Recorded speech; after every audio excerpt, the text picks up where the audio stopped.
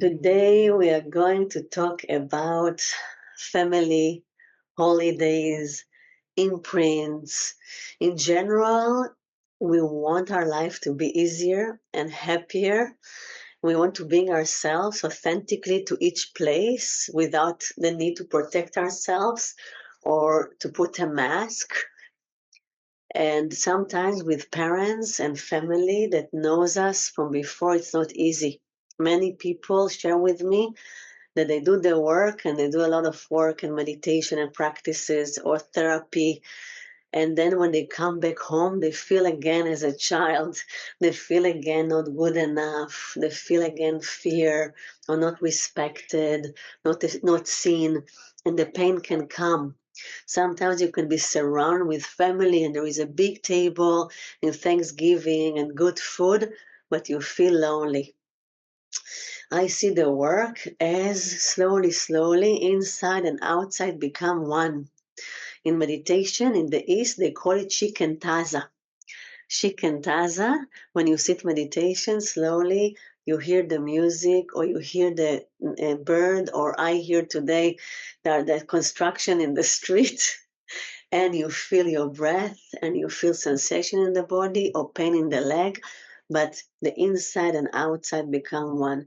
And the same with the inner work, that the inside, your heart, your needs, your voice, your authentic self is also outside. Today I had a session with someone in the morning that said to me, I want to sing. I feel this is my purpose in life, to hold the guitar and sing, but I cannot do it. It's the first time I'm saying it to someone because I was so ashamed and embarrassed. And I looked at her and I said, wow, I can see that. I can see her holding a guitar and singing. It will be so beautiful. What is holding her from doing that? What is holding us back from saying what we feel, saying what we need? The mind. But there is fear, and the mind will tell you the parents will not understand you, or anger will be created, or will break the harmony. We have a lot of thoughts that preventing us just to be ourselves. For me, I was like that. My mind was very strong. I was very hard with myself and critical with myself. I went to study more finance, economy, physics, math, and I didn't know I would work with people, but I wasn't happy. I was more caring what other people think, wanting to stand up for expectations, to comply my parents, my father, especially. And I was far from myself. Inside, I knew I'm sad. And nobody understood why. Why?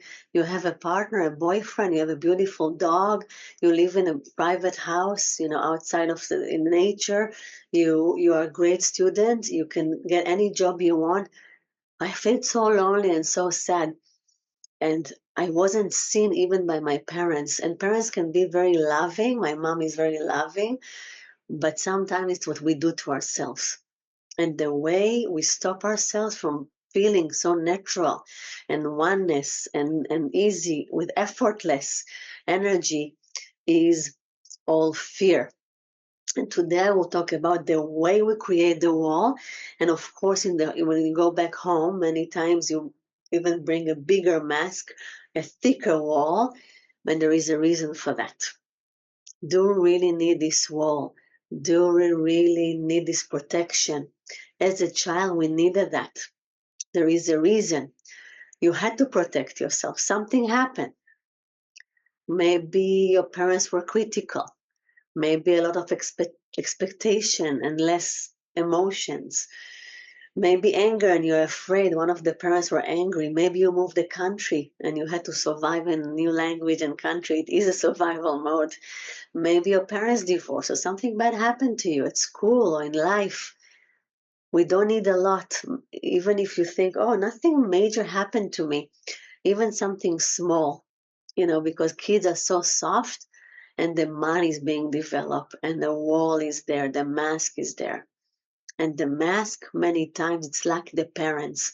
So why it's so hard? It's the hardest to come back home many times because we see our old self. especially if you did work. And if you didn't do work, you see this part of you don't like. I'm saying, like, I'm trying to be a good mom, and I was doing a lot of work before I became a mom. So now I'm 48, and my oldest kid is almost 13. So I started late. In my community when I was growing up, people start earlier with kids, but I felt no, I don't want kids. I'm not sure. Um, and I hope that I'm a good mom. We always want to improve, to be more patient, to be better in everything. But I'm sure I like my kids will be better than me. I want my kids not to say I want to be like my mom. I want to be a different generation, right? Even better. So nobody wants to be like their parents. I never heard, by the way, a woman say I want to be like my mom. I never heard a man say I want to be like my dad. Many people, maybe people that come to me need work, right? This is why maybe there are people in the world that are saying that. I'm happy for you guys if you hear this masterclass on YouTube. And okay, great. So you don't need to come. But most of the people that come to me will not say that. And if they will say, like, wow, I had a great childhood, I am saying, oh my gosh, we have things to discover. I remember one specific person. She's a yoga teacher. She's amazing. Now she's my student for many years. And she said, I had a perfect childhood. Perfect. I love my parents. And slowly, slowly, we discover her mom sending her to the other room, not letting her sleeping with her when she had the bad dreams. It's not that she was mean. It's she didn't do it even to hurt, because probably she was exhausted. She wanted to sleep. I totally understand that. But for a kid, when he wake up from a dream and he cannot go to his parents for comfort and safety, this can break their mind, right? So things like that. It's not that we don't need to hate our parents. We don't need mean parents in order to say, I don't want to be like them and I want to do the work. And then you come back home and you made so many changes. Some people leave home and go as far as possible, to the other side of the country, to a different country, just to go far from the parents. But then suddenly you're back home, and many times it can bring suffering in so many ways. One, you see things you don't like anymore. Let's say even food. You decided to go and to eat healthy food, to go to farmers market, organic food, to change your diet. You go back home and again, it's like the old diet you are trying to forget, even though you love it so much. There is energy and tension, expectations, and in 1 minute, you can come back to be this child, or your mind can start to work and to be like the old program, like blaming yourself, comparing yourself, judging yourself, confusing yourself, and suddenly you forget. When I traveled around the world, I left Israel after college, and every time I came back, I said, oh my gosh, I have more work to do, because I saw how I'm so happy and free while I'm traveling, learning, meditation, meeting people, connecting. I feel adventurous. I feel freedom. I bring my colors. And then when I come back home, I see my mind comes. What about job? What about future? Comparing myself to my friend. My friend is already like a few steps ahead. My parents are looking at me. What do you wear? What is it? Criticism. Even with one look, you don't need a lot. And then you come back to the self that you don't love. And then I traveled again and coming back, travel again and coming back, until I felt it's solid. It's like, imagine a glass with water and there is mud, but you do the work and you sit meditation, positive affirmation, mantra. You come to clean yourself, you clean your imprints. There are many ways we can help. And the mud is sinking slowly, slowly, and it's clear. But then a spoon can come, and suddenly the water is muddy as before. It's the first time, right? Sometimes spoons can be those moments you meet siblings, you meet parents, and you feel muddy again. But if you continue the work for a while and you insist and you choose freedom and you choose happiness, slowly the mud will become gold, and spoons can come and go, but it's solid. and it's possible. I always said, and today I said also in my session, I found myself saying it again. If I could do it, you can do it. Today I love my parents. I forgive my parents. Not forgive because I need to forgive from my mind. Some people say you need to forgive your parents. You need to respect your parents. You can do that, but inside, sometimes still there is anger or disappointment or sadness. To forgive from a deeper place, to forgive from the heart. And you can get there after you process pain. You want to listen? It's a meeting about mind. So we have a way to process pain. We have so many beautiful ways. I will offer you a few things to do today because, in the mindset, I always like to go into the practical. For me, if somebody comes to retreat or somebody takes sessions, for me, it's not about the retreat. It's not about the sessions itself once a week or once a month. It's about after. It's about between. It's about your daily life, your relationships. So I want to think that the mindset is more practical as well, way to live life and to integrate it into your life. And the our meditation you can already find online, like 1 minute meditation, like labeling meditation, that I will not teach today because it's in the YouTube. You can find it. But we can talk about how to go into holiday, how to go into events like that, and to stay connected and true to yourself. It doesn't have to be even holidays or family event. It can be any social event. I don't know if you feel yourself in social event, in job interviews. In the past, when I started job interviews after the college, one of the meditation teacher that I had, I learned Kung Fu for many years, martial art. And martial art in real Kung Fu, it's not only the physical, it's also meditation, and the mental is important. And he told me, come to the job interview and imagine it's your friend, or imagine you already got the job. And it worked. I have to say, I was sitting, I remember one time, it was a very important interview. Never mind, I left after and traveled to India, but I was accepted. And it was a very important interview for my father and like very respectful place. And I was sitting outside. Many people are waiting, of course, for interview. And I was imagining that I've already got that. I'm already there. I came with a head up and I spoke to them freely as if I'm speaking to a friend, and I got the job. But this is okay. This is one step. One step is to imagine. You manifest by imagining, right? And this is good. And you can already use it with holidays. You close your eyes and you imagine that you come back home or you're going to this social event and you are feeling at ease.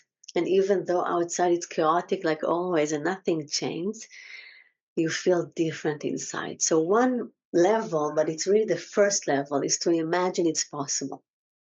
And this is the level of the mind. In the work, we want the mind to be on board as well. So basically, we need this level of I believe it can happen. If you don't believe and you're already like pessimistic, it's okay. Sometimes it is natural after many years of disappointment, but we want the mind to be positive. We want this part is saying, yes, it's possible, I can do it. In any inner work, when you want to create change, to believe in yourself, it's important part. Now, you don't really believe in yourself many times, right? It's not that I knew I will get this job. I was only after college. I mean, I just graduated. I didn't have no idea. But we want to even fake it until you make it, right? When my son started creative writing today and he was a bit anxious about it, I said to him, I feel you'll be good in creative writing. You read a lot and you have a great imagination. I know, I don't know, but I want to give him positive affirmation. Why? Because I want him to enjoy. I want him to be happy. I want him to try to bring himself fully. So sometimes we do that with kids, right? It's so obvious that we do that, even though like the mind can say, how do you know? Or a kid is bringing you a picture she created and it's not for an exhibition. You see, okay, you don't say that, right? You don't compare her to anybody else. Why? You want her to be happy, you want her to grow, you want her to want to paint more. So it's like a trick we are doing with kids, but it's not really a trick. Why not to do it with ourselves? So fake until you make it is the first stage only for the mind to start to be positive. You want to be something, manifest it. And this is the first, but it's not enough. Then I traveled around the world and I discovered the power of meditation, the power of being connected to the moment, to the center, being connected to everything, not thinking. And then I didn't need to think, oh, I got the job, I didn't get the job. It will be a great holiday or not great holiday. I'm just coming as myself. I'm going to take a 3 minutes break. I need to close another door there. There is a lot of noise. Don't go anywhere. I'm going to continue in 3 minutes. Okay, coming back in a second.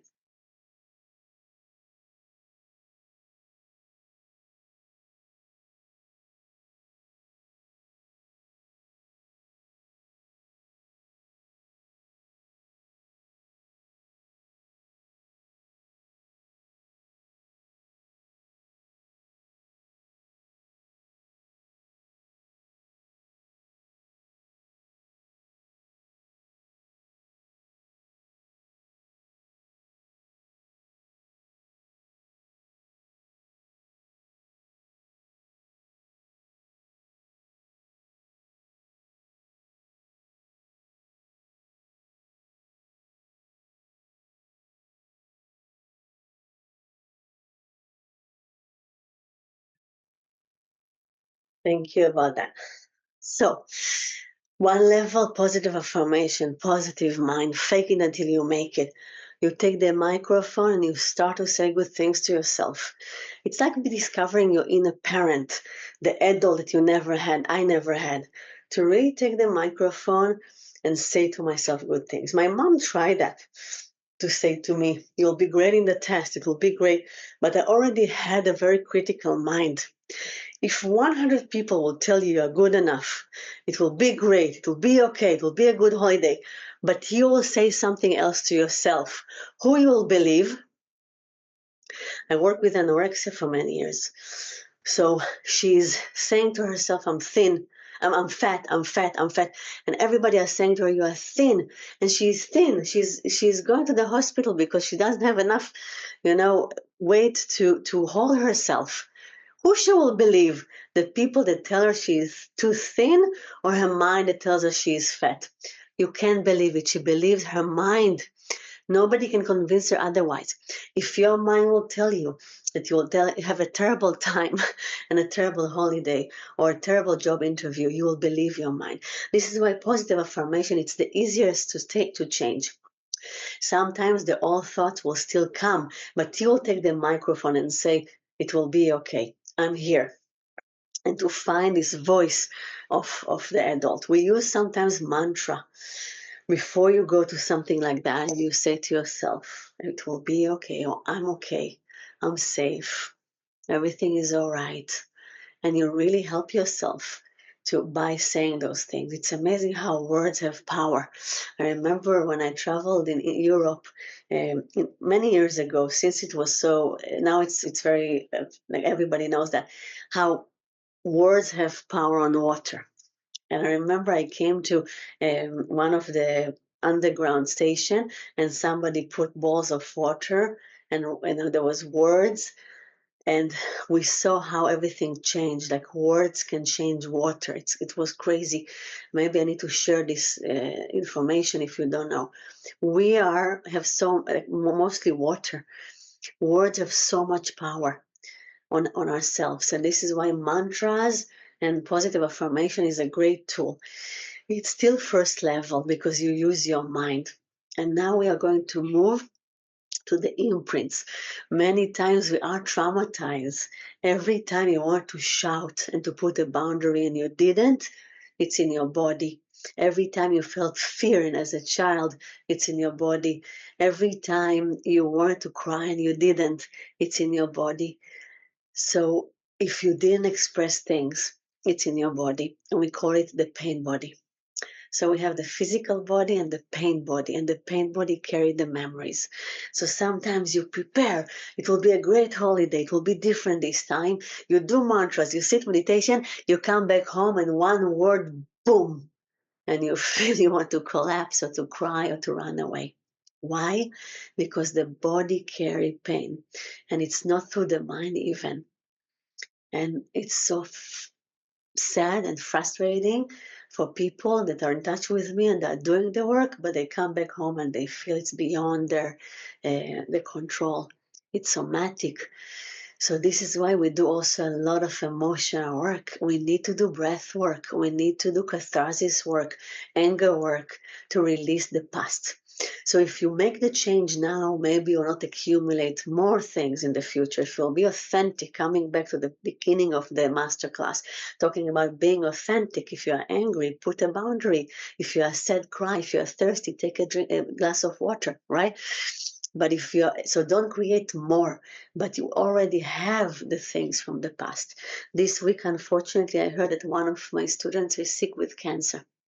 And she did a lot of work, and I love her very much. But the body remember many times things from the past that we didn't clean. This is why to take care of the pain body is so important. And we do it more not in a master class. This we do more in person, in the retreat, in the pad events, in one-on-one with somebody I trained. I'm doing training every year, but this is with the body. There are a lot of groups. I'm sure if you are not local here in San Francisco or in the Bay Area and cannot meet us, there are groups around the world that can give you somatic healing, beautiful techniques. And then you cry and you release anger and you release your past. Even sometimes, if you had a lot of fear as a child, you shake. It's beautiful to see. Shake, shake, shake, shake, and it's not cold in the room, and then relief. So I want to encourage you. It's not enough to read books, to come to masterclass, even like that, to understand, to do mantras, and even meditation is not enough if we have pain in the pain body. Okay, we can teach you how to slow down. Every time somebody from my student go back home, we are talking about that. We're talking about taking breath, slowing down, trying not to react. Do some anger work in the room, or if you take an Airbnb, it's even better, and not living in your parents' house. We have all kind of exercise we can do, and this I can teach you. But if you are clean somatically, it will be easier. It will not touch you. You will not need to do so much work. Basically, I want to help people to close the circle and to accept their parents, because those are your parents. Maybe they will never change, and there are benefits. They will die in soon or not soon. We don't know. Everybody will die successfully. My parents are old. My father is sick. My mother is older, and how many years we have together, we don't know. I did the work. It's my responsibility to bring the light, the forgiveness, the connection. And sometimes I can get things from my mom I will not get from other people. So I want to enjoy that without feeling the anger or the expectation and disappointment.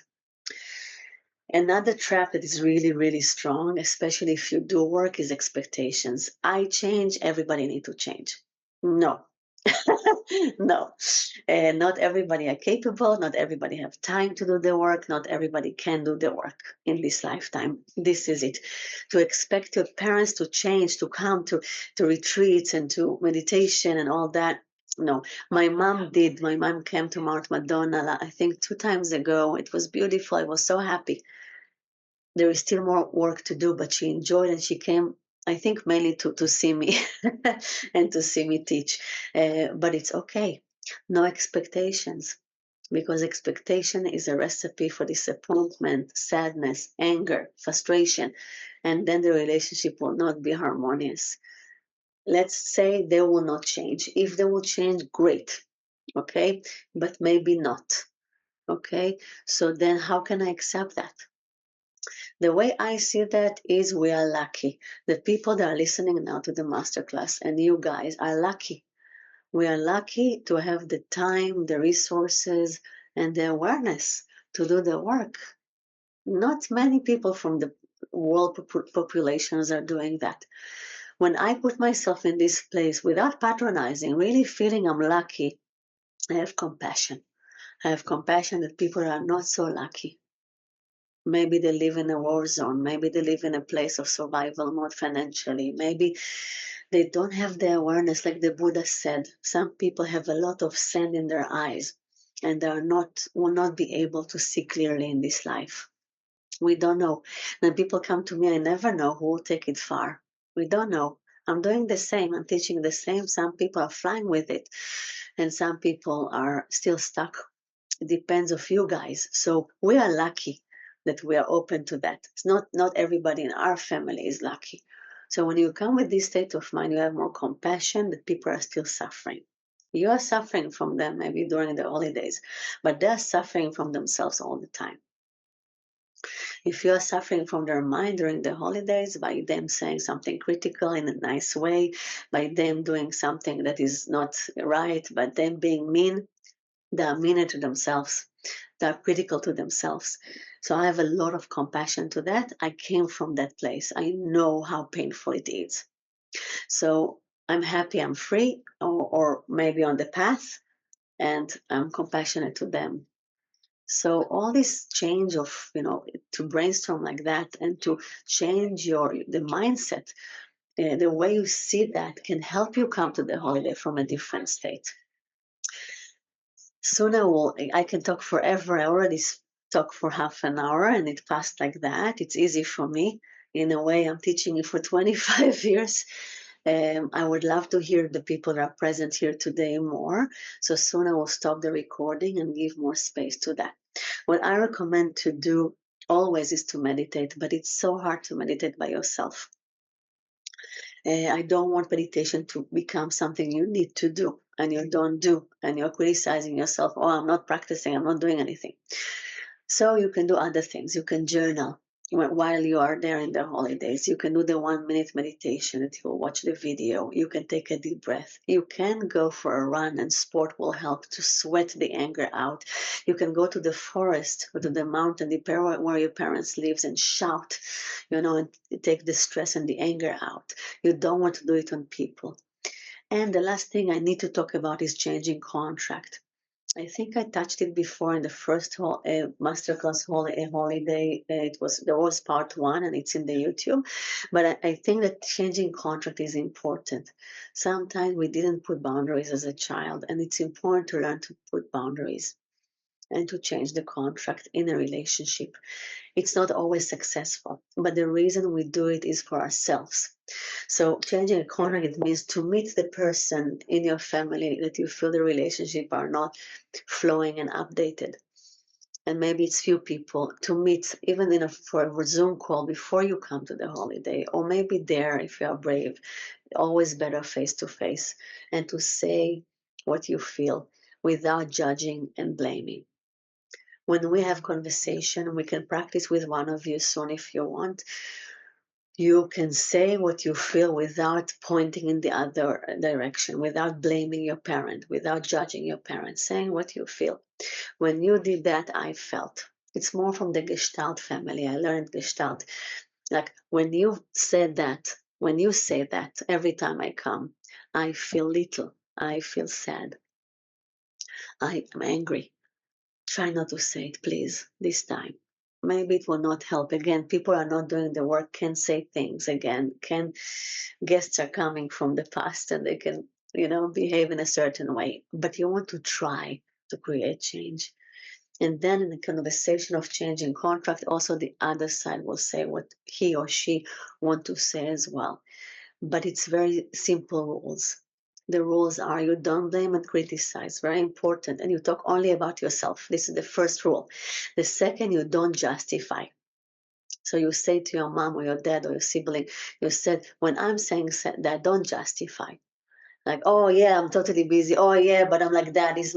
We don't want that, because if you justify, you separate. If somebody comes to you with a complaint saying, when you are saying that or doing that, I feel that. Let's say a friend is coming to you. Example is always good. And saying, I don't feel you call me enough. Or let's say she's trained and she's saying, when you don't call me for 2 weeks, I feel sad and lonely. And then people will say, yeah, but I had a project, but I'm busy. But you took the attention. You stole the attention. But if you don't need to justify, and it's not coming from a good place to justify, and you listen to her, you say, wow, I'm sorry. I love you. I will try to call again and more. This is it. So simple. So two rules: don't justify and don't blame, and criticize. I think I'm teaching it in a longer version in the first masterclass about the holidays, or for sure in other masterclasses that are on YouTube online.